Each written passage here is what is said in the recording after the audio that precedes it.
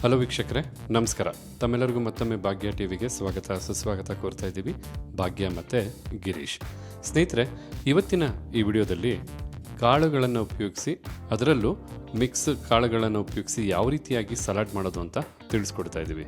ಈ ಬೇಸಿಗೆಗಾಲ ಅಂದಮೇಲೆ ಸರಿಯಾಗಿ ಊಟ ಸೇರಲ್ಲ, ಆದರೂ ದೇಹಕ್ಕೆ ಬೇಕಾದಂಥ ಪೌಷ್ಟಿಕಾಂಶ ಕೊಡಬೇಕಲ್ವಾ. ಅದಕ್ಕೋಸ್ಕರ ಒಂದು ಮಿಕ್ಸ್ಡ್ ಕಾಳುಗಳ ಸಲಾಡ್ ತುಂಬಾ ಹೆಲ್ಪ್ ಆಗುತ್ತೆ, ಹಗುರವಾಗಿರುತ್ತೆ, ತಿಂದರೆ ಹೊಟ್ಟೆನೂ ತುಂಬುತ್ತೆ, ಜೊತೆಗೆ ಆರೋಗ್ಯನೂ ಸಹ. ಹಾಗಿದ್ರೆ ಬನ್ನಿ, ಈ ರೀತಿಯಾದಂಥ ಮಿಕ್ಸ್ಡ್ ಕಾಳುಗಳ ಸಲಾಡ್ ಮಾಡೋದಕ್ಕೆ ಏನೆಲ್ಲ ಪದಾರ್ಥಗಳು ಬೇಕು, ಯಾವ ರೀತಿ ತಯಾರು ಮಾಡೋದು ಅಂತ ಈಗ ನೀವು ನೋಡ್ಕೊಳ್ಳೋರಂತೆ.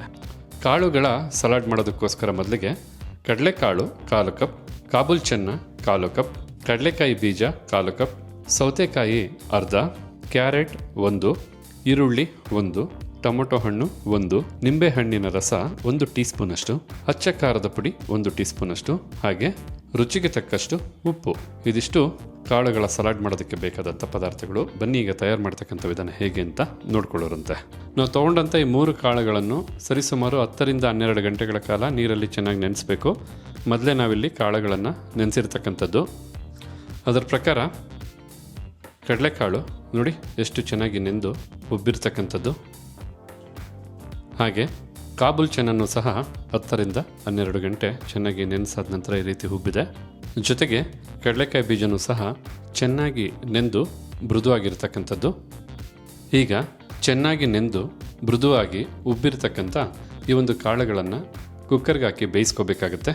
ಚೆನ್ನಾಗಿ ನೆಂದಂಥ ಕಾಳುಗಳಿಂದ ನೀರನ್ನು ಬೇರ್ಪಡಿಸಿ ಒಳ್ಳೆ ನೀರಲ್ಲಿ ಮತ್ತೊಮ್ಮೆ ಕಾಳುಗಳನ್ನು ತೊಳೆದು ಕುಕ್ಕರ್ಗೆ ಹಾಕ್ತಾ ಇರ್ತಕ್ಕಂಥದ್ದು.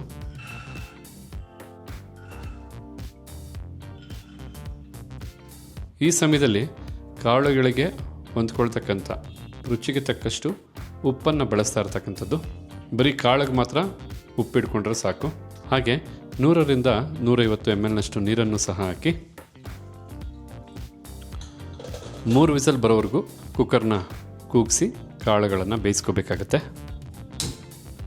ಕಾಳುಗಳು ಮೊದಲೇ ಚೆನ್ನಾಗಿ ನೆಂದಿರೋದ್ರಿಂದ ತುಂಬ ಚೆನ್ನಾಗಿ ಬೇಯುತ್ತೆ.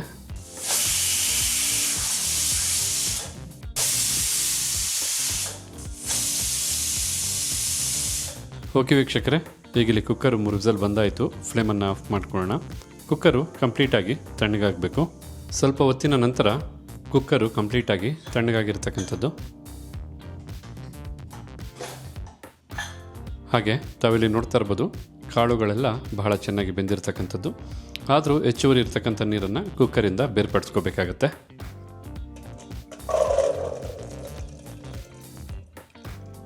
ಈ ರೀತಿ ಬೆಂದಂಥ ಕಾಳು ಹಾಗೆ ಹೆಚ್ಚುವರಿ ಇರ್ತಕ್ಕಂಥ ನೀರನ್ನು ಬೇರ್ಪಡಿಸಿದ ನಂತರ ಈಗ ಬೆಂದಂಥ ಕಾಳು ಮತ್ತು ಮಿಕ್ಕೆಲ್ಲ ಪದಾರ್ಥಗಳನ್ನು ಮಿಕ್ಸ್ ಮಾಡೋದಕ್ಕೋಸ್ಕರ ಒಂದು ಬಟ್ಲನ್ನ ತೊಗೊಂಡು ಬಟ್ಲಿಗೆ ಬೆಂದಂಥ ಕಾಳುಗಳನ್ನು ಹಾಕಿ, ಹಾಗೆ ಅರ್ಧ ಸೌತೆಕಾಯಿನ ಈ ರೀತಿ ಭಾಳ ಚಿಕ್ಕದಾಗಿ ಪೀಸ್ ಮಾಡಿ ಬಳಸ್ತಾ ಇರ್ತಕ್ಕಂಥದ್ದು. ಜೊತೆಗೆ ತುರಿದಂಥ ಒಂದು ಕ್ಯಾರೆಟನ್ನು ಹಾಕಿ, ಹಾಗೆ ಈ ಹದದಲ್ಲಿ ಕಟ್ ಮಾಡಿದಂಥ ಒಂದು ಈರುಳ್ಳಿ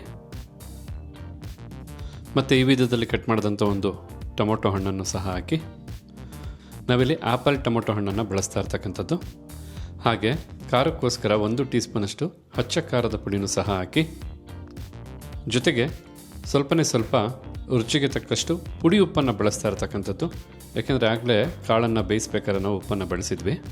ಉಪ್ಪು, ಹುಳಿ, ಖಾರ ಈ 3ರ ಸಮ್ಮಿಶ್ರಣನೇ ರುಚಿ ಕೊಡ್ತಕ್ಕಂಥದ್ದು. ಅದರ ಪ್ರಕಾರ 1 ಟೀ ಸ್ಪೂನಷ್ಟು ನಿಂಬೆಹಣ್ಣಿನ ರಸನ ಹಾಕಿ, ಈಗ ಎಲ್ಲ ಪದಾರ್ಥಗಳು ಚೆನ್ನಾಗಿ ಬೆರೆಯೋ ಹಾಗೆ ಮಿಕ್ಸ್ ಮಾಡ್ಕೋಬೇಕು. ಎಲ್ಲ ಮೃದುವಾದಂಥ ಪದಾರ್ಥಗಳಾಗಿರೋದ್ರಿಂದ ನಾಜೂಕಾಗಿ ಮಿಕ್ಸ್ ಮಾಡ್ಕೋಬೇಕಾಗತ್ತೆ. ಡಯಟ್ ಮಾಡೋರಿಗೆ ಖಂಡಿತ ಈ ರೆಸಿಪಿ ವರದಾನ ಅಂತ ಹೇಳ್ಬೋದು.